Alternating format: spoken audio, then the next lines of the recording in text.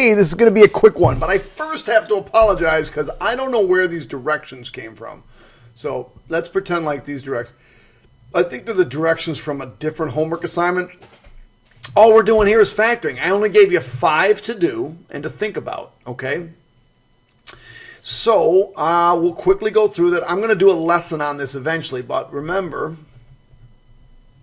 we got x and x. When this is a plus, the signs are going to be the same. You got to multiply to 27, but add up to 12. That would be 3 and 9. Again, this is a plus, so they're going to add to give me 15, x, x. But in this case, remember, when this is a plus, I can put the signs in. The signs in the parentheses are going to be whatever those are. Only when it's a plus. When it's a minus, much more difficult, like the next 2 problems or 3 problems. All right, so I need 2 numbers that multiply to 56, but when I add them, they equal 15. So that would be 7 and 8. Not bad so far. I don't know why that's coming up. Okay, so x and x. Well, this time I have a subtraction. So I know that they're going to have to subtract to give me 6. So it's either 1 and 16, 2 and 8, or 4 and 4. And which one subtract to give you 6? Well, obviously that's 2 and 8.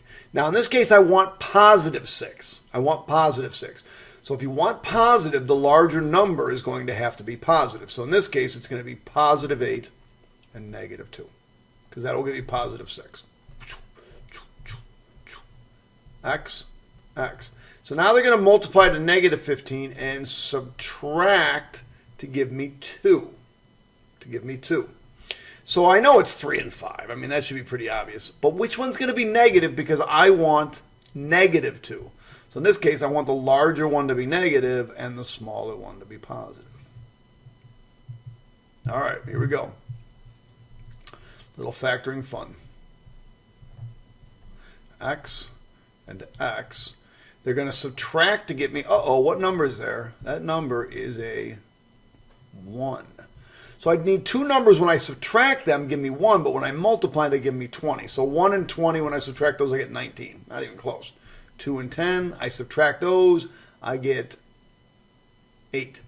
And then 4 and 5, oh yeah, when I subtract those, I get 1. Now, I don't want 1, I want negative 1.